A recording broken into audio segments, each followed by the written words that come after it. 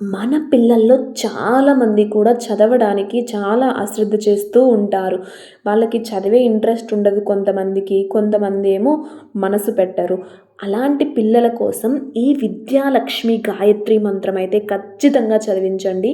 పిల్లలు ఖచ్చితంగా మంచి రిజల్ట్ అయితే ఉంటుంది. ఆ మంత్రం ఏంటో చదువుకుందామా?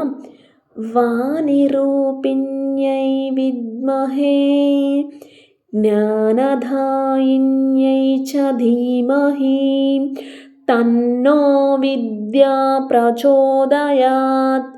వాణిరూపిణ్యై విద్మహే జ్ఞానదాయై చ ధీమహి తన్నో విద్యా ప్రచోదయాత్.